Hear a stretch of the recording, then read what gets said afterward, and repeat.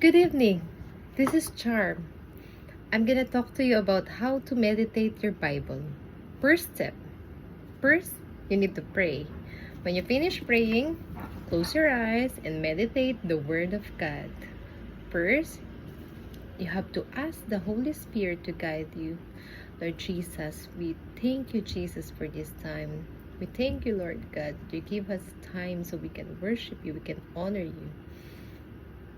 Thank you, Father God in heaven, for everything that you have done. Give us a wisdom, Father God in heaven, when we read your word. In Jesus' name, pray. Amen. Second, now you gotta read your book. Of course, I will going to ask you to read in First John because that's where I begin reading. This is the steps for baby Christian. So, what do you want to read? First John. I'm just gonna give you a Bible verse. First John 10:21. 1021. Words are powerful, and remember that whatever is written in the Bible, it's real and it's living.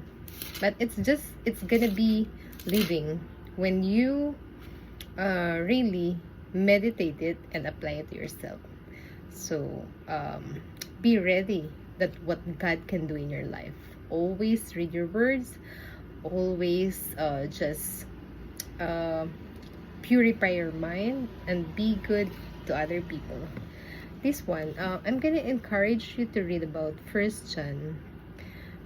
That which was from the beginning, which we have heard, which we have seen in our eyes, which we have looked upon and touched we look upon and have touched our hands. Concerning the word of life, the life was made manifest, so that we can see it and testify to it, proclaim to you in the eternal life, which was the Father that has made manifest to us. That which we have seen and heard, we proclaim also to you, so that you may have fellowship with us.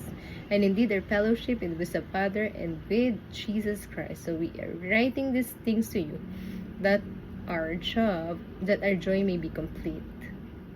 Okay? So we really know that the Word of God is real and it's living. And once you, what do you call that? Once you apply it to yourself, it's gonna work and it's gonna change your life.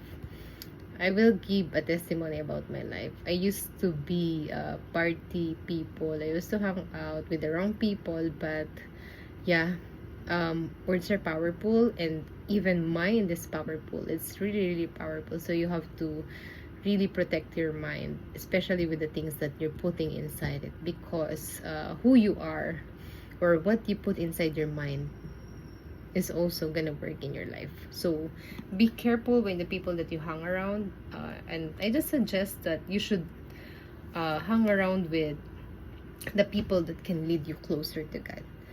And especially this time, the world is full of sins. The world is so, I don't understand, but I do believe that God is doing something in your life. I do believe that you can do it, and I always believe that God appointed us with each one in our destined time. And yeah, like me, like the book of Jonah and all of the other things that was written in the Bible, which is true and real and pure. I was just study about it, but not just study, but walk on it daily.